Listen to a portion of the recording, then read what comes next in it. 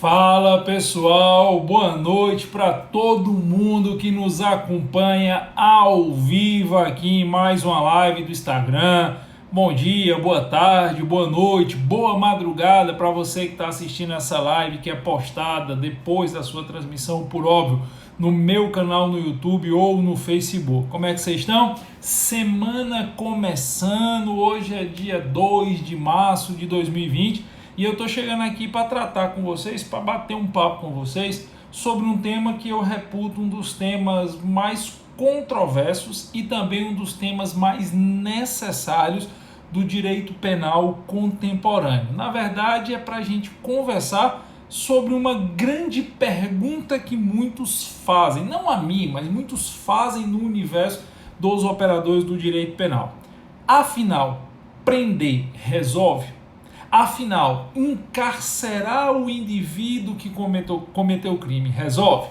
Bom, antes de nós começarmos essa análise e antes de eu responder a pergunta, por óbvio eu vou externar a minha percepção enquanto professor, o que é que eu acredito sobre o tema, mas antes de eu responder essa pergunta, eu preciso fazer algumas considerações iniciais. Até porque eu sei que o tema é muito celeumático, o tema é muito controverso, o tema desperta e suscita paixões e debates acalorados, e muitas vezes esses debates tão acalorados, eles não estão fundados em dados. Então eu acho extremamente importante que vocês me permitam fazer algumas considerações iniciais. A primeira consideração é: sempre que alguém começa a falar sobre questão carcerária no Brasil, começam a surgir os famosos argumentos ad hominem. Giovanni, eu não sei o que é um argumento ad hominem. Em retórica, quando você não consegue atacar a mensagem, você ataca o mensageiro. Você vem desestruturar e querer desmerecer a pessoa que está falando, simplesmente porque você não concorda com ela. Então, é óbvio que esse tipo de discussão, esse tipo de argumento é porque A, B, C, D é a favor ou contra, isso não cola aqui. Eu vou trabalhar com dados e, para trabalhar com dados, antes que alguém comece com aquelas piadinhas, bandido bom é bandido morto, você quer ver bandido sofrer, você quer ver bandido se lascar? Não, não quero. Como pensador e como jurista, me repugna a condição carcerária que nós temos no Brasil hoje. Me causa asco saber que se aplica a pena em muitos estabelecimentos comerciais que são verdadeiras réplicas de masmorras medievais, e algumas masmorras seriam bem melhores do que esses estabelecimentos. Antes que alguém venha com aquelas piadinhas, então você quer torturar bandido, você quer que o bandido se lasque? Não. Me causa repugnância, eu tenho asco, eu tenho nojo de torturador, eu tenho asco e tenho nojo de pessoas que acham que a forma correta de aplicar o direito penal é matando, é fazendo os outros sofrer. Então não adianta vir com esses argumentos ad hominem aí que para cima de mim não vai funcionar. Agora nós precisamos trabalhar com dados e nós precisamos ser muito pragmáticos para podermos emitir uma opinião sobre um tema dessa natureza. Então vamos ser pragmáticos. Eu, professor Giovanni Moraes, no exercício da minha liberdade de cátedra, acredito que existe uma grande narrativa sobre a questão carcerária brasileira, uma narrativa que é distante da efetiva realidade dos fatos e dos números. E essa é a primeira consideração, eu vou fazer 3. Existe uma grande narrativa que é distante da realidade dos fatos e dos números e que, de tanto ser repercutida, principalmente nas graduações de direito, acabou criando gerações de bacharéis, gerações de advogados, gerações de operadores do direito que acreditam nessa narrativa piamente, mas nunca se confrontaram com os fatos que desestrutura essa narrativa. E essa narrativa é baseada em 2 pilares, é baseada em 2 premissas. Primeiro, que no Brasil se prende muito e se prende errado, que no Brasil se encarcera demais. Quantas e quantas vezes eu não já escutei aquela história? O Brasil tem a 3ª maior população carcerária do mundo. O Brasil é um dos países que mais prendem no mundo. O Brasil é um dos países que tem o maior número de pessoas presas no regime fechado. Esse é o primeiro pilar da narrativa. E o segundo pilar da narrativa: prisão é oficina de bandido, prisão cria bandido. Se o indivíduo entra no cárcere, ele vai sair pior. Jogar o indivíduo para o cárcere é criar e alimentar uma fábrica de criminosos. muitos de vocês que estão me ouvindo agora, muitos de vocês que estão me assistindo agora, muito provavelmente já escutaram essa narrativa. Muito provavelmente já escutaram essa história. Beleza. Só que, particularmente, eu acho que ela tem dois problemas. Uma de ordem fática e outra de ordem prática ou pragmática. Vamos para a ordem fática. Eu vou dar para vocês aqui números arredondados. Não são os números exatos, eu digo que não são os números exatos. Tipo assim, tem número aqui que é 303.204. Eu estou trabalhando com 300. Tem número aqui que é 729.800 e alguma coisa. Eu estou trabalhando com 730. Uma aproximação de 1.000 para cima ou 1.000 para baixo que não vai fazer muita diferença no nosso cálculo. Segundo, o último censo carcerário que foi feito no Brasil, que foi feito pegando ali o final de 2019 até meados de 2020, nós não temos, 2018 até meados de 2019, nós não temos dados referentes ao ano que nós estamos, tá? Nós não temos dados referentes a 2020. Os últimos dados que nós temos são ali fechados em agosto, setembro de 2019. Até aquele momento, a população brasileira era de 205 milhões de pessoas. População brasileira, 205 milhões de habitantes. Se alguém puder, inclusive, escrever aí nos comentários, vai facilitar para todo mundo. E as pessoas submetidas a algum tipo de privação de liberdade ou de restrição de direito no Brasil é de 730 mil. No segundo semestre de 2019, obrigado, Gabriel, nós, com uma população de 205 milhões de habitantes, tínhamos 730 mil pessoas submetidas a algum tipo de tolimento de liberdade ou restrição de direito. Eu não vou nem entrar na discussão que dentro dessas 730 mil pessoas, nós temos presos provisórios, presos preventivos, pessoas que foram presas em flagrante e que foram liberadas na audiência de custódia com uso de tornozeleira, pessoas que estão no regime, que estão na rua ou que estão em prisão domiciliar com monitoramento de tornozeleira. Eu estou botando aqui, ou não, né, os dados oficiais, colocam nesse bolo dos 730 mil tudo. Nesses 730 mil estão preso preventivo, preso provisório, gente que está em casa de tornozeleira, gente que está em prisão domiciliar sem monitoramento de tornozeleira, porque tem muito estado que não tem tornozeleira para todo mundo, preso em regime semiaberto e preso em regime fechado. A soma disso dá 730 mil. Aplicando aqui única e exclusivamente matemática jurídica básica, vamos fazer uma regra 3. Se eu tenho uma população de 205 milhões de habitantes e eu tenho 730 mil pessoas submetidas a algum tipo de tutela penal, então isso, aplicando uma regra de 3, significa dizer que 0,35% da população brasileira cumpre algum tipo de restrição de liberdade ou de direitos. 0,35% da população brasileira. E aí, quando você chega a esse dado de 0,35%, já cai por terra um dos pilares da narrativa. Quantas e quantas, se você não acredita em mim, é só você fazer uma regra 3 em sua casa aí, tá certo? Quantas e quantas vezes eu não já escutei, o Brasil tem a terceira maior população carcerária do mundo.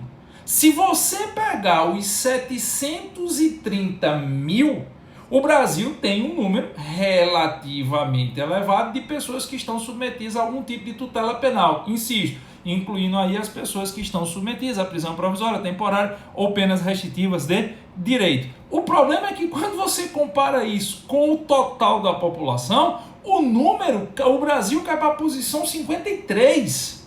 Existem 52 países no mundo, entre os 193 onde os dados são levantados, que encarceram mais do que o Brasil. 0,35% da população brasileira cumpre algum tipo de medida de tutela de norma penal.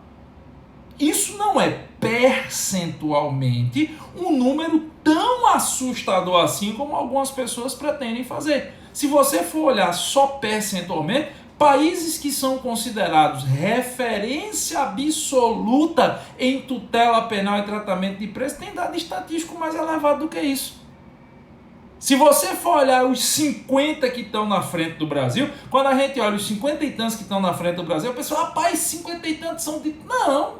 Tem países europeus que têm IDH de país desenvolvido.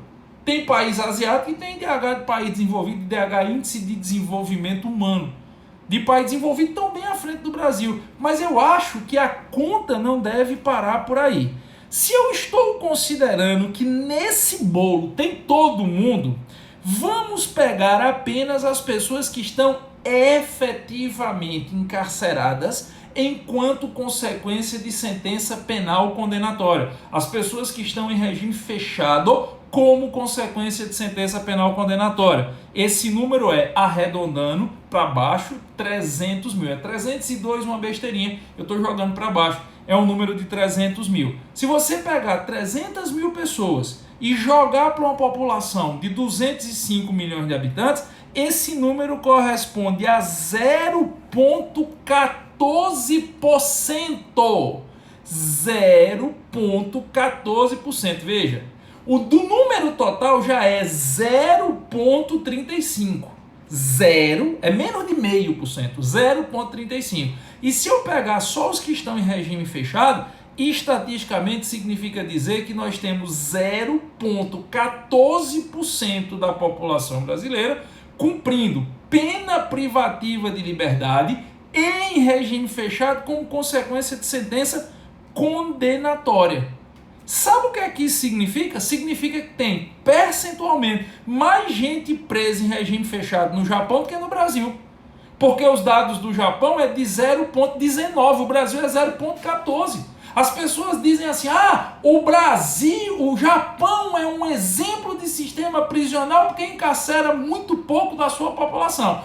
O Japão coloca 0,19% da sua população no regime fechado. O Brasil bota 0,14%. Se o Japão é um exemplo, claro que não pode se comparar o sistema prisional brasileiro com o sistema prisional japonês, mas só dentro dessa narrativa, se o Japão é um exemplo pelo percentual de 0,19%, o Brasil é melhor do que o Japão, pelo percentual de 0,14%.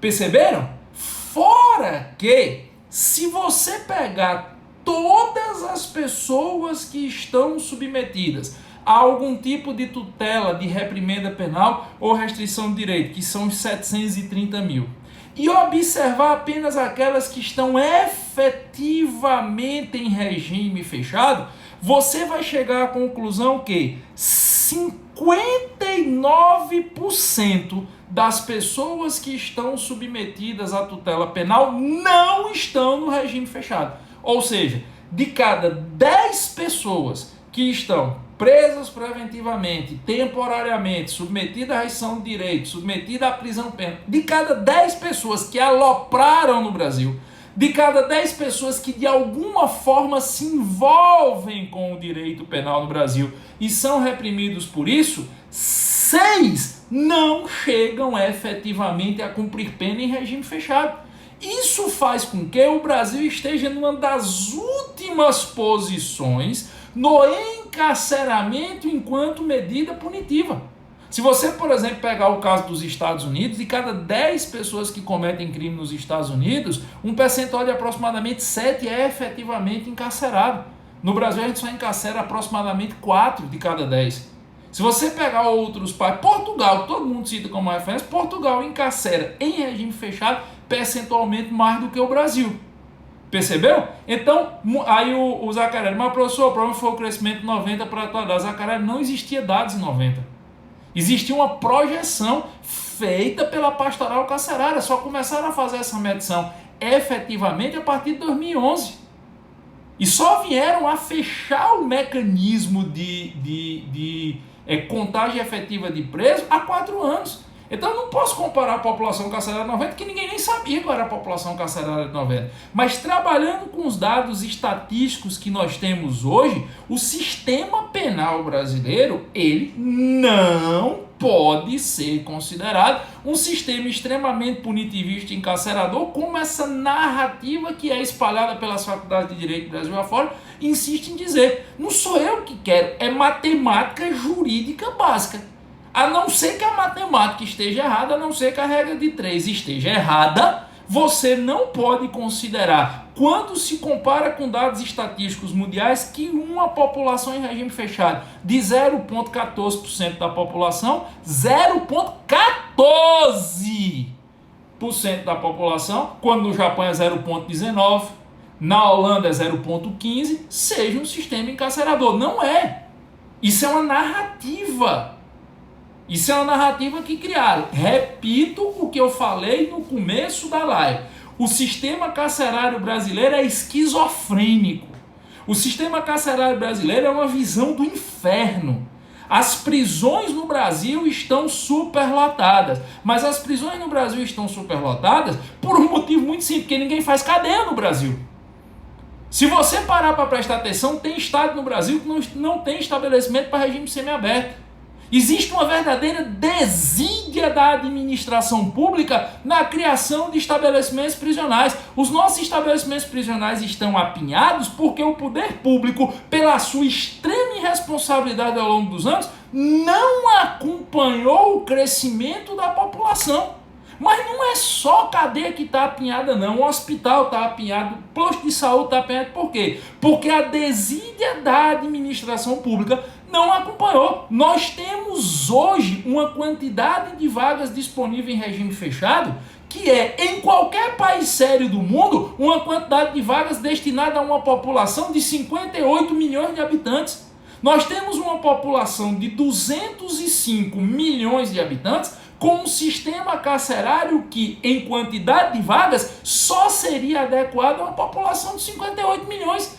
Tem nesse mundo aí mais de 150 milhões de habitantes. A população brasileira cresceu e o sistema carcerário não cresceu.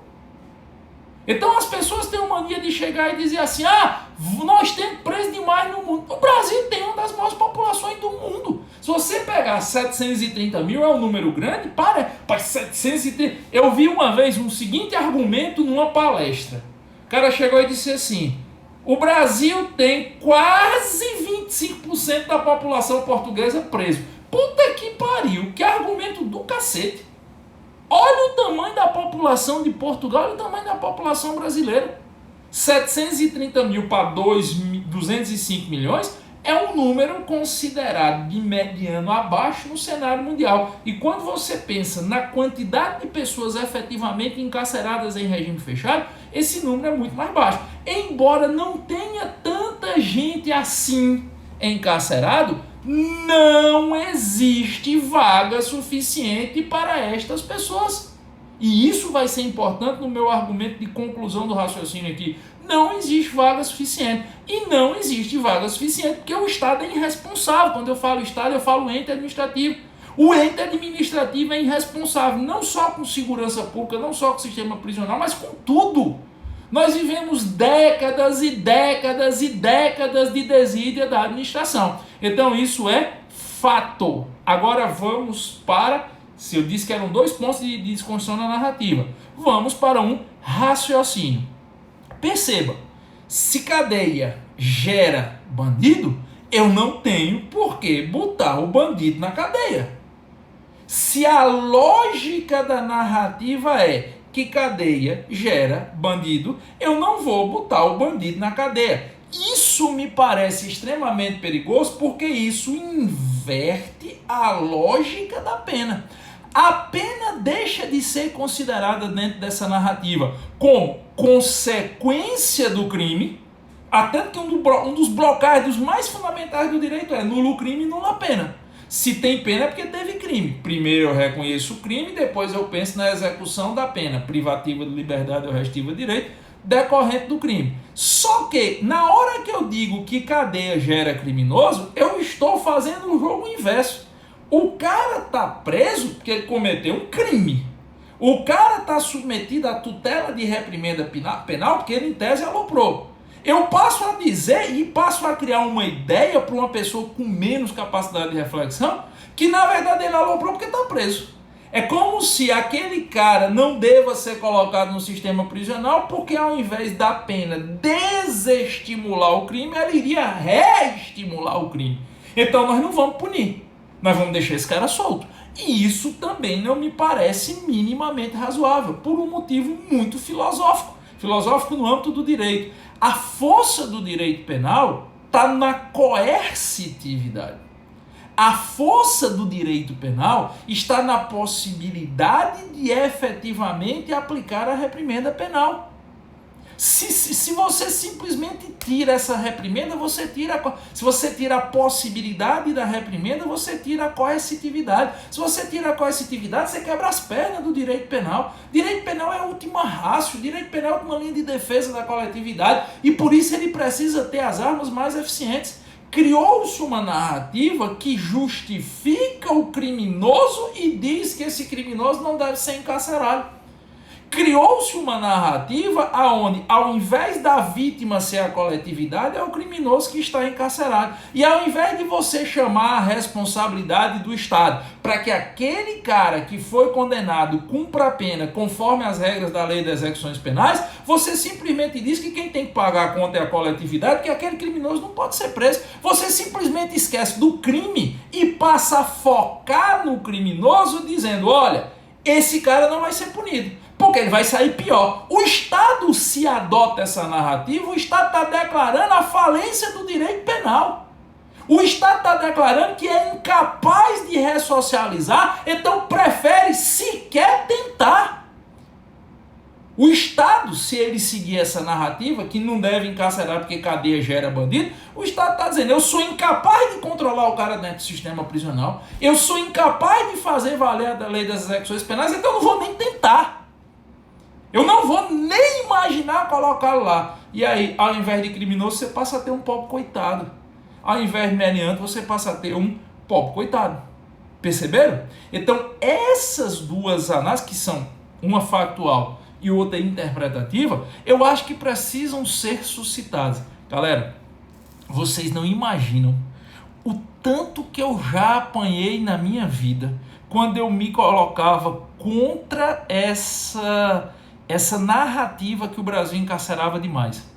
Essa conta que eu estou fazendo aqui com vocês, essa análise que eu estou fazendo aqui com vocês, quando eu tentava fazer, antigamente eu não era conhecido como eu sou hoje, não tinha meu livro publicado, não tinha rede social, eu tentava fazer uma conta dessa dentro de uma universidade, meu amigo, o que tinha de professor que vinha bater em mim, pare, não faça, eu digo, mas são números, são dados, não, ninguém quer saber de dado não. Quer saber de nada não? Por quê? Porque sempre existiu a lógica do bandido pobre coitado, do bandido vítima da sociedade. Aí vê, se o bandido é vítima da sociedade, a sociedade é o quê? É o algoz do bandido. Isso é absurdo. Se o bandido é vítima da sociedade, a sociedade é o algoz do bandido. Então o errado não é o cara que cometeu o crime, é a sociedade que deixou ele cometer o crime e que agora quer punir o pobre coitado. Pelo amor de Deus. Essa lógica, como regra geral, com todo respeito, não me parece uma lógica fundada em números. Não me parece uma lógica fundada em dados. Mas eu vou mais adiante. Eu dou mais um passo. Se estatisticamente o Brasil não tem a maior população carcerária do mundo, como se diz, se estatisticamente o Brasil não tem tanta gente presa como se diz, vocês já devem ter escutado falar que o Brasil prende demais. O Brasil prende muita gente. Ok. Quando alguém chega e diz, o Brasil prende demais, a ideia que essa pessoa está passando é que tem mais prisão do que crime no Brasil. O Brasil prende demais, o Brasil prende exageradamente, o Brasil prende sem precisar. Beleza. Então eu estou com essas palavras passando a narrativa de que você tem mais prisões do que crime. Os dados não são nesse sentido. É estatística. Pessoal, no ano de 2019, nós tivemos registrados, arredondado, 64 mil crimes de homicídios dolosos registrados no Brasil.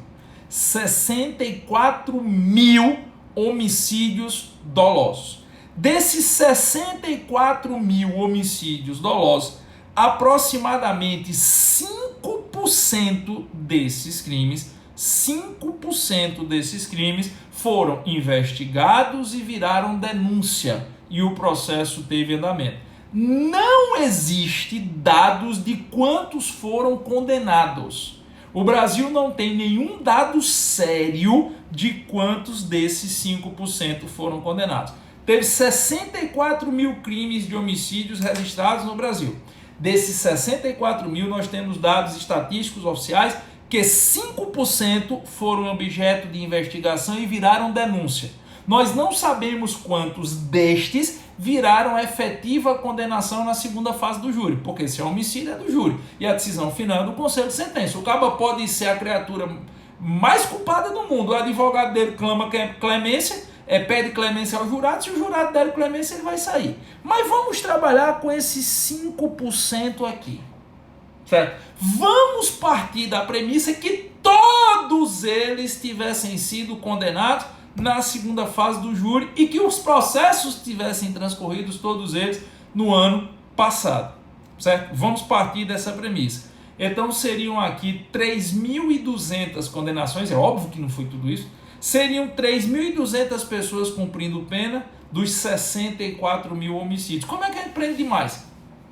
Como é que eu posso dizer então que tem mais pena do que crime? Se eu tenho, só tratando do homicídio, 64 mil homicídios em 2019, 5% viraram processo. E olha que eu estou fazendo um exercício estatístico de bondade. Eu estou considerando que todo mundo que foi denunciado por esses homicídios foi condenado e está cumprindo pena. Significa que dos 64 mil homicídios, 3.200 pessoas estariam presas como consequência desse crime. Faz a conta, tem mais de 60 mil pessoas que cometeram homicídio e sequer foram submetidas à tutela penal, ao que dirá presas. Como diabo é que eu vou abrir a boca e dizer que o Brasil prende demais? Como é que eu vou abrir a boca e dizer que tem mais prisão do que crime? Não tem. Estatisticamente, você tem muito menos prisões do que crime. O Brasil vive em muitas áreas uma guerra civil aberta e declarada. Eu tive a oportunidade de ver uma entrevista, depois vocês procuram no YouTube, aí vocês vão conseguir achar.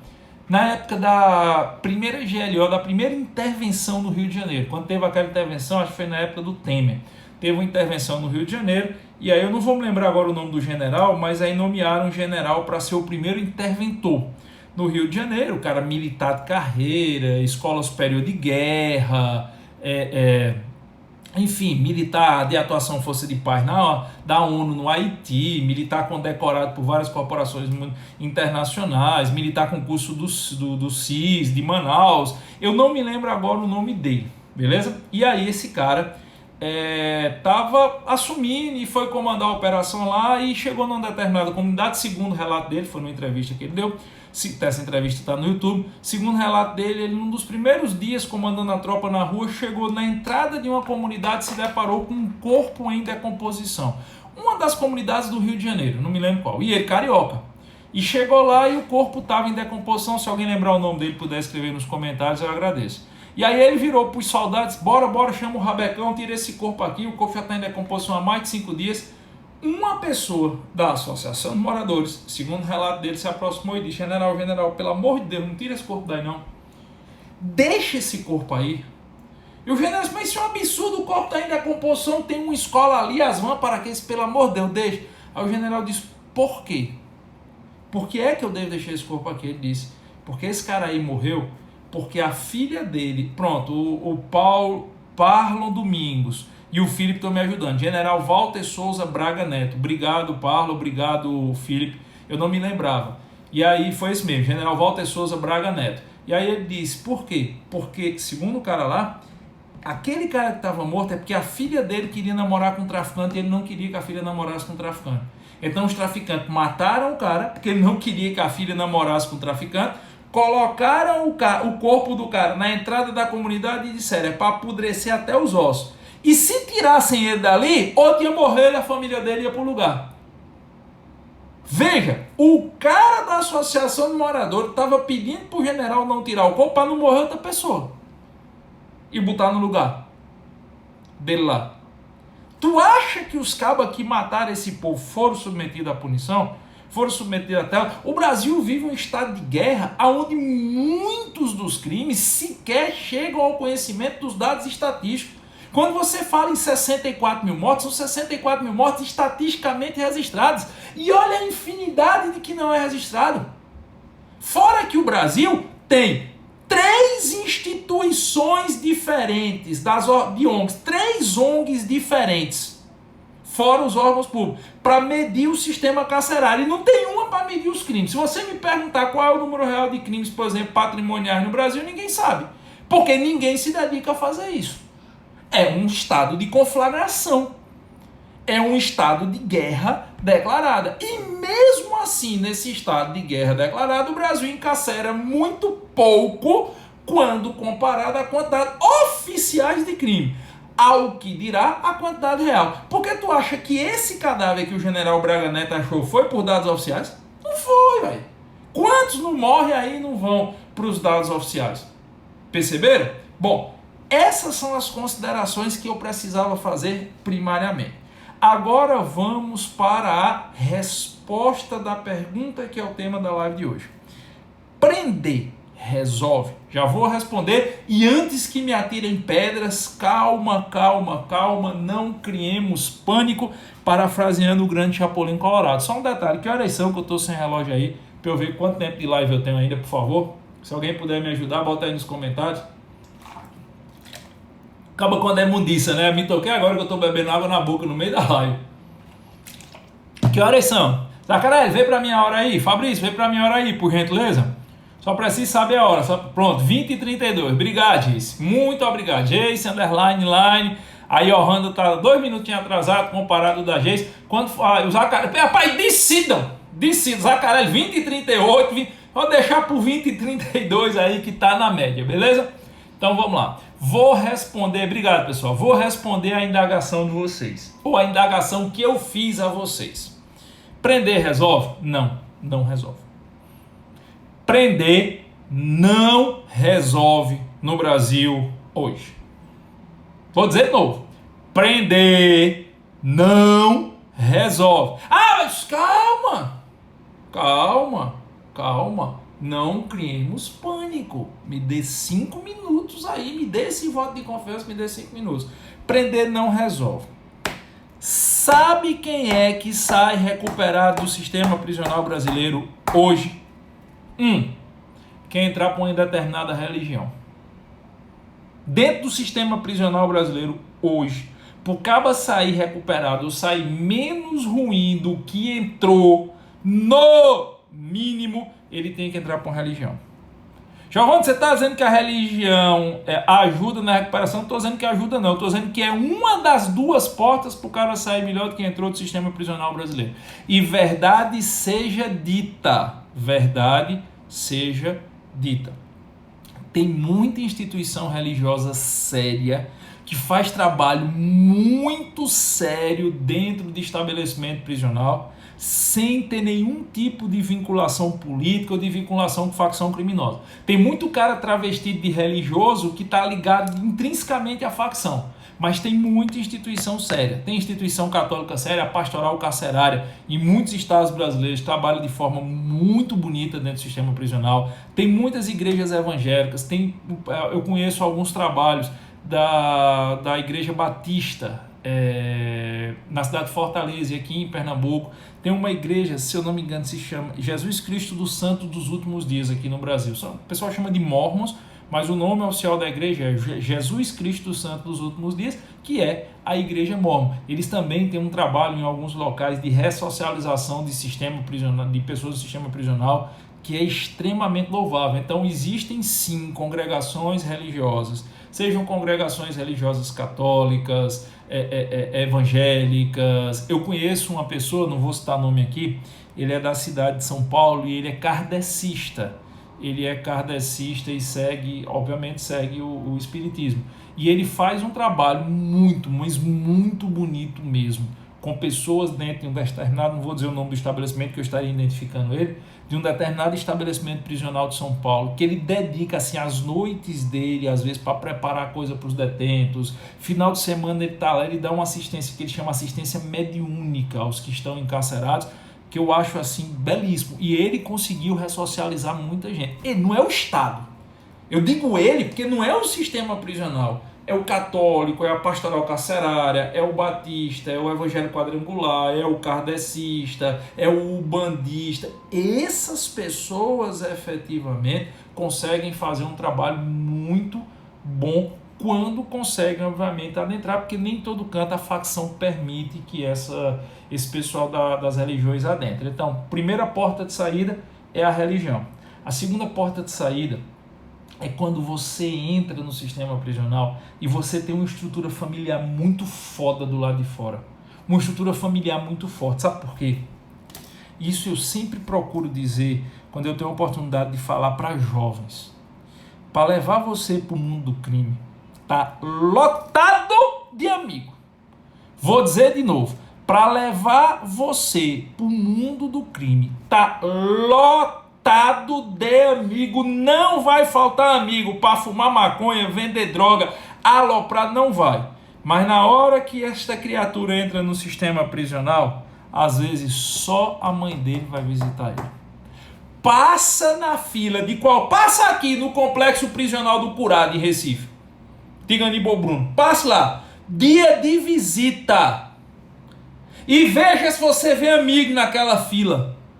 Veja se você vê homem adulto. Você vê mãe, irmã, filho pequeno e esposa. E não é nem toda esposa que vai. E feliz do caba que tem a família para ir. Porque se ele não for, ele tá lascado, desculpa a expressão vulgar, dentro do estabelecimento prisional. Feliz se ele tiver a família dele para levar o sabonete, a pasta, o remédio da micose, se ele fumar o dinheiro do cigarro, o dinheiro de pagar o aluguel para ele não ter que dormir no boi do lado da cela, uma comida para ele comer um negócio diferente para não ter lá uma vitaminose. Feliz! Porque se ele não tiver, meu patrão, para ele, se o sistema carcerário brasileiro já é lascado de ruim, para ele é o apocalipse do Ragnarok do inferno. Nem o demônio ia aguentar o que ele aguenta, se ele não tiver família. E alguns condenados, alguns apenados, têm sim uma família muito bem estruturada do lado de fora. Tem sim, e se você não acredita em mim, pergunta quem está acostumado a lidar com o sistema prisional. Tem sim uma família estruturada do lado de fora. Essa família faz das tripas coração para tentar manter esse cara lúcido lá dentro. A família faz das tripas coração para tentar manter esse cara afastado das facções. Manter um cara preso em muitos estabelecimentos prisionais no Brasil hoje, afastado de facção, é impossível. Em outros é muito caro. Ah, Giovanni, não é. Bom, se você não quiser acreditar na minha experiência, fique à vontade, mas eu vou dizer de novo. Manter um encarcerado afastado de facção criminosa dentro do sistema prisional em alguns estabelecimentos é impossível.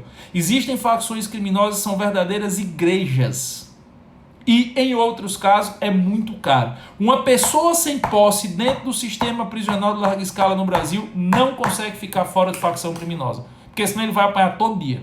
A não ser que ele tenha uma estrutura familiar para bancar o cara lá dentro. Então, família consegue, dependendo da condição financeira que tenha e dependendo da dedicação, família consegue recuperar um cara, ele estando dentro do sistema prisional. Mas o Estado, não. O Estado não consegue. É impossível dentro da regra. Existem ilhas de excelência, como em todo canto. Em todo canto existem ilhas de excelência. Isso não resta dúvida. Você tem estabelecimentos prisionais modelos? Tem, mas não são a regra. A regra é estabelecimento prisional controlado por facção, tendo, por exemplo, chaveiro, xerife da facção lá dentro e tendo que dividir pavilhão por facção, porque se misturar é cacete. Ah, mas porque o presídio federal é outra realidade. Presídio federal são muito poucos, a verba é federal, os AGPs federais ganham bem melhor do que Polícia Penal, que agora é Polícia Penal, né, agente penitenciário. Polícia Penal Federal ganha muito melhor do que Polícia Penal Estadual, e essas são a regra. Normalmente são de RDD, eu estou falando presídio estadual, eu estou falando presídio mantido por governo do Estado. Tem governo do Estado que não tem dinheiro para pagar 13º de polícia. Imagina para investir no sistema prisional. Então, na regra geral, o cabo dentro do sistema prisional não ressocializa. Se depender do sistema prisional, ele não ressocializa, ponto. Ele vai se lascar na mão de facção. Isso é uma realidade. Ah, professor, as pessoas não deviam falar isso não. Tem gente que tem medo de falar isso. Vocês não imaginam o tanto de ameaça que eu sofro. Um dia que eu não recebo uma ameaça no direct, Maria, foi o que eu fiz de errado, que não me ameaçaram hoje. Porque as pessoas parecem que têm medo de falar o óbvio. Eu vou para palestra, tem professor que está palestrando comigo, às vezes bota 2, 3 para palestrar, né? Eu estou palestrando, quando eu começo a falar isso, eu olho para o lado, o cara está com medo assim na cadeira, fazendo sinal para eu parar. Eu disse, por quê? E depois tem gente, não, a gente não pode falar isso aqui não. Eu digo, bicho, se nós que somos professores, estamos formando a próxima geração de juristas, a gente não pode falar isso, quem é que vai falar? Não, mas não pode porque não sei o quê. Porra, pode! É a realidade. Não ressocializa. Então, prender não resolve. Giovanni, então privatiza? Meu amigo, iniciativa privada investe para ter lucro. Iniciativa privada, não ache que tem bondade na iniciativa privada. Não tem. Não tem bondade. Existem empresários, e isso não estou demonizando os empresários não, mas existem empresários que têm uma visão menos predatória e outros mais predatória. Eu sou empresário, sou dono do curso, tá aqui, ó. Jus 21. Jus 21 tem 2 donos, eu e Maurício Gisler do blog Exame de Ordem só. Eu e ele tá bom, é quase um casamento na sociedade. Eu costumo brincar e dizer que ela é minha segunda esposa, porque é quase um casamento. Nós estamos investindo agora, eu saio do juiz agora, a gente está fazendo 2 estúdios de TV novos. Tem uns estúdios de aula, mas eu queria um estúdio de TV e Maurício também. 2 estúdios de TV novos, é 200 pau um estúdio de TV. Nós estamos fazendo 2 de uma vez. Ah, é por bondade? Não, porque a gente quer ter uma qualidade. Eu quero gerar aula ao vivo em 4K, porque eu sei que daqui a pouco o YouTube vai estar dando preferência a quem gerar em 4K. Então eu estou investindo, porque é uma empresa privada que quer ter lucro. Eu não acho que você precisa estar passando por cima dos outros, eu não acho que você precisa estar derrubando os outros, eu não acho que você precisa estar aloprando com ninguém para você ganhar seu dinheiro. Minha empresa está lá, funciona, nós temos 83 professores, 40 e tantos colaboradores, 12 mil alunos ativos, a gente não precisa estar batendo em ninguém. Mas a gente investe querendo ter retorno. Quem pegar uma privatização do sistema prisional vai investir para ter retorno. E só tem 2 jeitos de você ter retorno. Ou é reduzindo o custo ou é ampliando demanda. Se você privatizar o sistema prisional, vai existir uma pressão filha da puta por um maior encarceramento, porque é dinheiro. Será que ninguém faz essa conta? O empresário que vai ganhar uma licitação para privatizar o sistema prisional, um estabelecimento, ele não vai privatizar, porque eu sou bom, eu sou uma pessoa boa, vou privatizar isso aqui porque eu quero gastar o meu dinheiro para aquele cabra safado que está lá dentro. Para aquele assassino, aquele pedófilo, aquele estuprador sair melhor. Não! Ele vai privatizar, tem que ser grande negócio, ele vai reunir uma reunião de gerente e vai dizer, qual é o meu bitrate aqui? O que é bitrate? Eu investi tanto, eu vou tirar quanto de lucro, eu vou recuperar meu investimento em quanto tempo? E ele vai botar uma pressão que nem pressão de banco por resultado. Aí vai começar a pressão política, porque não tem como você privatizar um presídio sem lance político. Vai começar uma pressão política para aumentar o encarceramento, para botar mais gente lá, para o Estado pagar mais, ou, que é pior, o cara vai reduzir custos. Se já está ruim gastando o que o Estado gasta, imagine privatizando. Existem coisas que não podem ser privatizadas no Estado. Segurança pública é uma delas, e sistema prisional faz parte da cadeia da segurança pública. As pessoas esquecem que o sistema prisional é o penúltimo elo da persecução criminal, não é nem o último. Porque começa com polícia e termina com políticas para evitar a reincidência do indivíduo, ou a reiteração delituosa. Eu sempre defendi isso. Sistema penal no Brasil, ele começa com polícia ostensiva, que é a polícia de rua. Passa por polícia judiciária, Ministério Público, Defensoria Pública, Advocacia, processo. Tem como penúltimo ponto a punição. E o último ponto deveria ser assistentes sociais, psicólogos, pedagogos, para evitar a reiteração delitiva. Isso é segurança pública. Como é que você privatiza isso?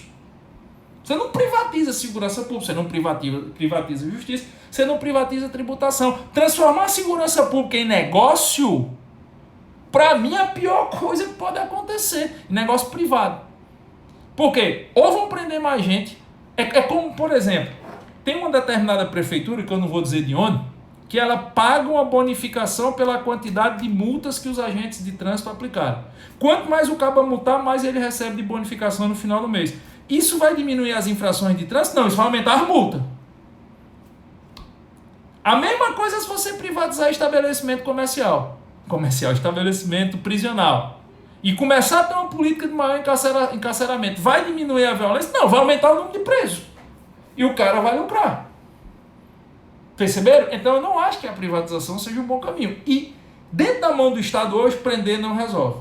Beleza. Agora, deixar solto também não resolve. Perceba. Prender não resolve. Deixar solto não resolve do mesmo jeito. Porque se nós começamos essa live mostrando que estatisticamente fica mais gente solta do que presa, mesmo cometendo crimes gravíssimos, como é o caso do homicídio doloso, significa que deixar solto não resolve. E aí eu me deparo com uma coisa que em filosofia nós chamamos de dicotomia conflituosa. Eu tenho uma dicotomia conflituosa. Eu tenho duas realidades, aonde eu chego à conclusão que ambas as realidades elas são nefastas, aonde eu chego à conclusão que ambas as realidades são ruins. Prender é ruim para o encarcerado, porque no atual sistema prisional ele não vai ser ressocializado.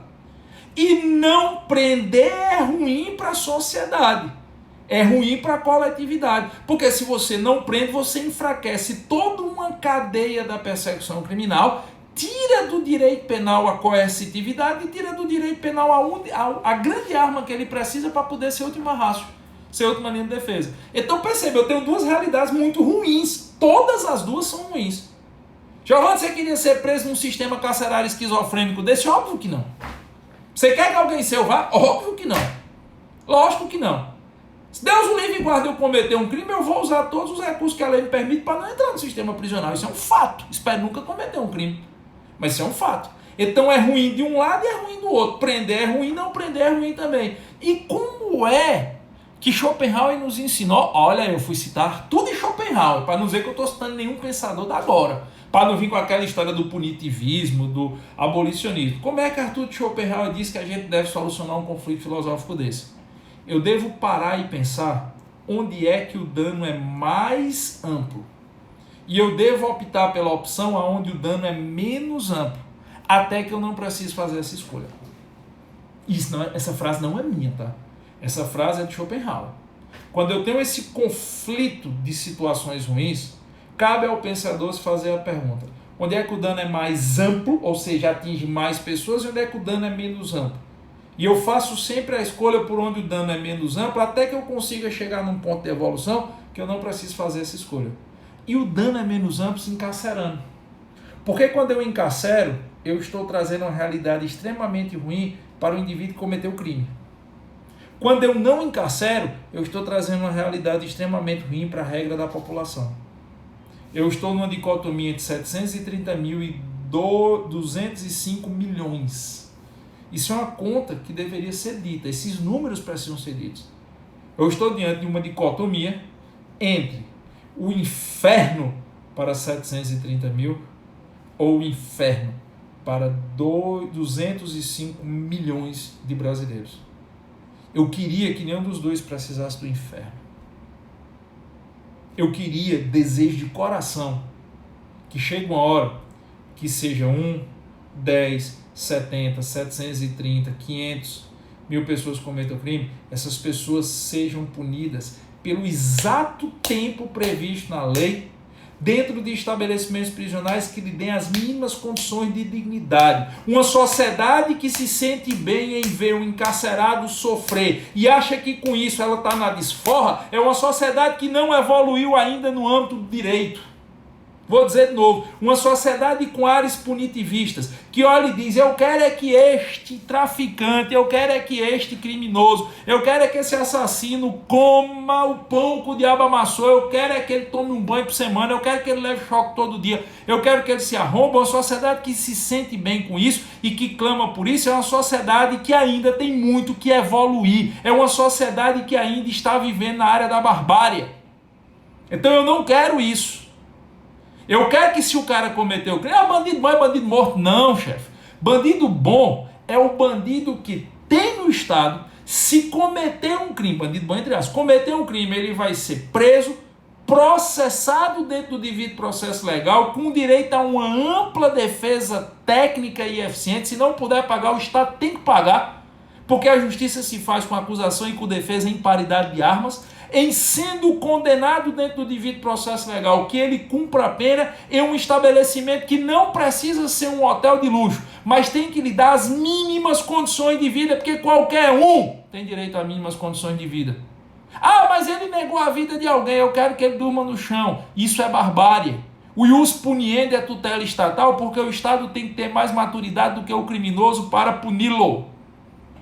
Vou dizer de novo, o ius puniendi é privativo do Estado, porque o Estado tem que ter mais maturidade para o criminoso. Do criminoso se espera a barbárie, do Estado se espera a lei. Mas, em que pese eu desejar esse mundo, eu sei que esse mundo hoje no Brasil não existe. Em que pese eu desejar esse mundo, eu sei que esse mundo no Brasil não existe e não vai existir a curto prazo. Eu quero que o criminoso pague pelo seu crime, mas eu quero que o criminoso pague pelo seu crime tendo a mínima chance de poder voltar a ser um membro ativo da coletividade. Eu sou contra a pena de morte, eu sou contra todo e qualquer tipo de tortura, já disse e faço questão de frisar, me causa asco e repugnância. Para não dizer que eu não sou contra a pena de morte, eu acho que em tempo de guerra, como na nossa Constituição prevê, algumas vezes ela precisa ser aplicada porque não dá tempo para processar ninguém. É preciso resolver a questão. Mas acho também que hoje nós estamos diante dessa dicotomia e a opção tem que ser a opção de Schopenhauer. Nós temos que olhar o mal menor.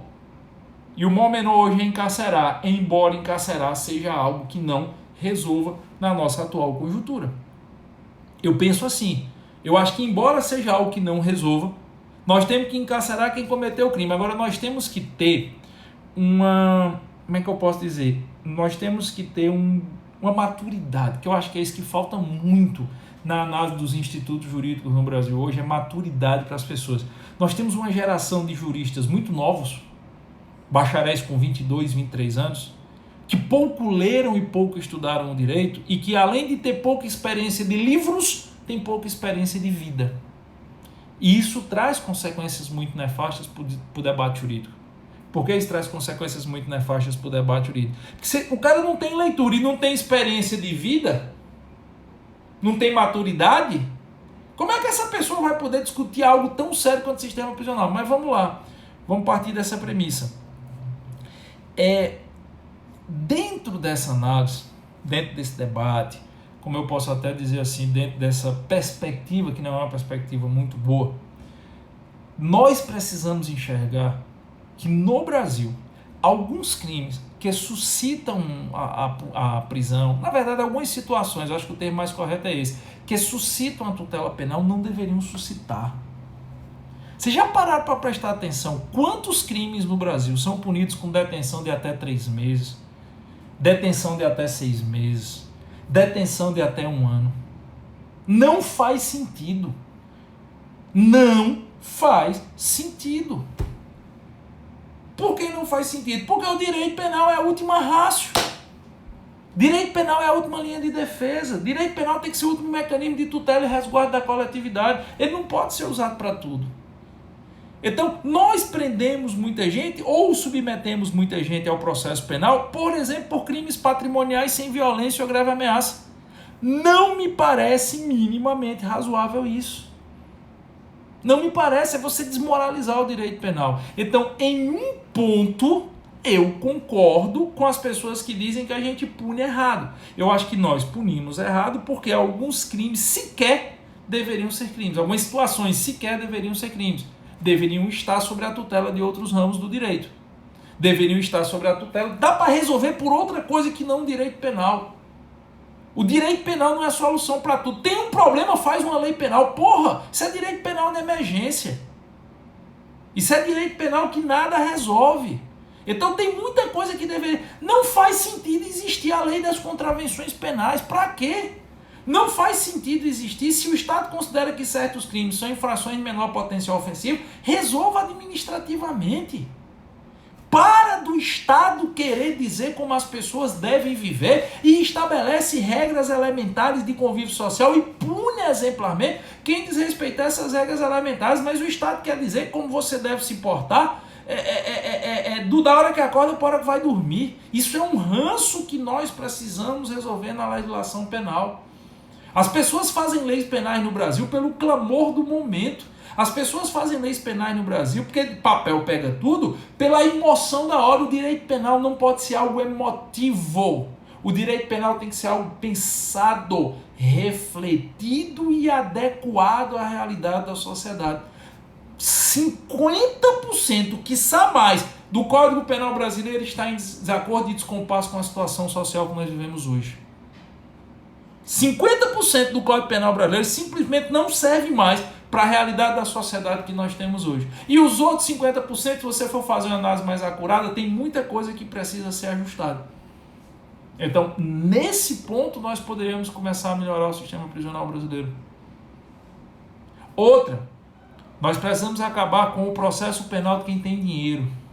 O processo penal ad pecúnia.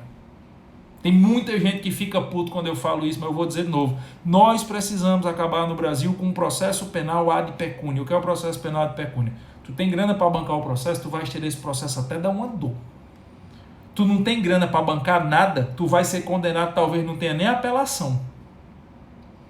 Tu vai ser condenado e talvez tu não tenha sequer um recurso. Isso está errado também. Por quê? Porque você pega aquelas pessoas que são desprovidas de grana, que é a regra da população brasileira, e diz, ó, o processo penal é para te lascar.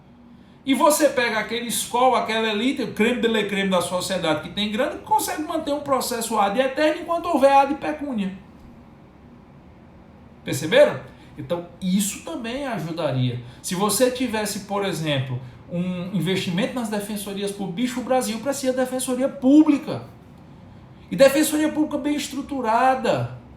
O Brasil precisa de uma formação sólida nas graduações de direito e não de números somente.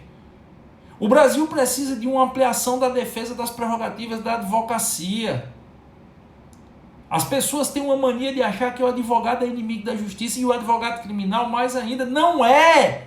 Não é. O advogado criminal, o defensor público, ele não é inimigo da justiça, ele não é inimigo da sociedade. Ele é um dos grandes guardiões do devido processo legal. Não confunda o advogado e o seu cliente, o constituinte e o constituído. São duas coisas completamente diferentes.